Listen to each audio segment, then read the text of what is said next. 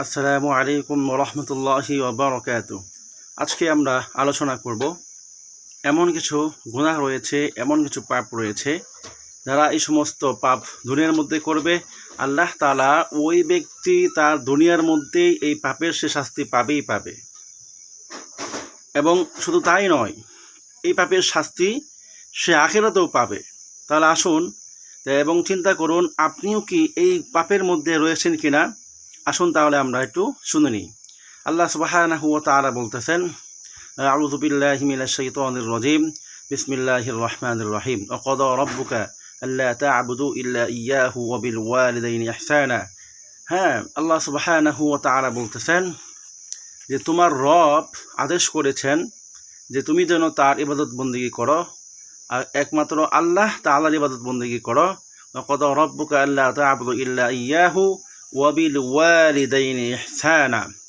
আল্লাহ তাআলা আরও আদেশ দিয়েছেন যে তুমি যেন তোমার যে পিতা মাতা রয়েছে তার সাথে ভালো আচরণ করো। তার মানে এই আয়াত থেকে বুঝতে পারলাম যে এমন একটা পাপ, যে পাপটা হচ্ছে যদি কোনো সন্তান সে তার পিতা মাতার সাথে খারাপ আচরণ করে, খারাপ বিহেভ করে, কথা শুনে না, অবাধ্য হয়, তাহলে আল্লাহ তাআলা বলতেছেন যে ওই সন্তান সে তার দুনিয়ার মধ্যে সে এরকমভাবে সে শাস্তি পাবে, সে তার দুনিয়ার মধ্যে সে আযাব ভোগ করবে। তাহলে যে সমস্ত সন্তানেরা, যে সমস্ত ভাইয়েরা রয়েছেন যারা এই প্যারেন্টসদেরকে যারা কষ্ট দিচ্ছেন, যারা তাদেরকে শুনতেছেন না, আপনারা সাবধান হয়ে যান, আপনারা ভালো হয়ে যান।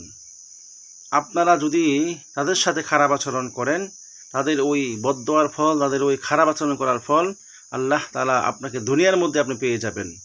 সে কী শাস্তি হতে পারে? শাস্তি হচ্ছে যে আপনি রিজিকের টেনশনের মধ্যে আপনি থাকবেন, আপনার যে ইনকাম থাকবে ওই ইনকামের মধ্যে কোনো বরকত থাকবে না। হ্যাঁ, আপনার হায়াত কমে যাবে, আপনার রিজিক দিন দিন কমতে থাকবে। হ্যাঁ, আপনার সন্তানের মধ্যে কোনো বরকত থাকবে না।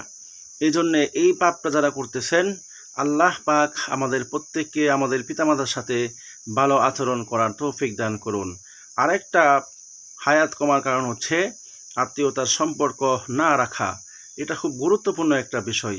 অনেক ভাই রয়েছেন, অনেক বাবা রয়েছেন, অনেক বন্ধু রয়েছেন যারা এরকমভাবে নিজের সন্তানের সাথে, নিজের বিশেষ করে হচ্ছে ফুফুদের সাথে, বাগ্নিদের সাথে, বাগনাদের সাথে, হ্যাঁ, মার আত্মীয়র মার সাথে যার সম্পর্ক রয়েছে, এরকমভাবে যে মার থেকে যার মার মা, হ্যাঁ, মার মা মানে তার নানি, তার খালা, হ্যাঁ, এরকম হচ্ছে তার খালাতো ভাই বোন। এই যেটা হচ্ছে মার দিক থেকে আত্মীয়। বাবার দিক থেকে আত্মীয় হচ্ছে বাবার বাবা, বাবার বোন, বাবার সন্তান, হ্যাঁ, আপনার ভাই, আপনার ফুফু, আপনার দাদা, এদের সাথে হ্যাঁ খারাপ আচরণ করা যাবে না। যদি আপনি এই আত্মীয়তা সম্পর্ক যদি আপনি না রাখেন, তাহলে তার শাস্তিও আপনি দুনিয়ার মধ্যেই আপনি পাবেন। এবং বলা হয়েছে যে আত্মীয়তা ছিন্নকারী সে জাহান্নামে যাবে, সে জান্নাতে প্রবেশ করবে না। তাহলে কত গুরুত্বপূর্ণ একটা মেসেজ, কত গুরুত্বপূর্ণ একটা বার্তা। তাহলে আসুন, যারা এই সমস্ত গুনার মধ্যে রয়েছেন, যারা পিতা মাতার কথা শুনতেছেন না, তারা আত্মীয়তার সম্পর্ক বজায় রাখতেছেন না, আল্লাহ তাআলা আমাদের সবাইকে পিতা মাতা এবং আত্মীয়তার সম্পর্ক বজায় রাখার তৌফিক দান করুন। ওয়া আখিরু দাওয়ানা আলহামদুলিল্লাহি রাব্বিল আলামিন।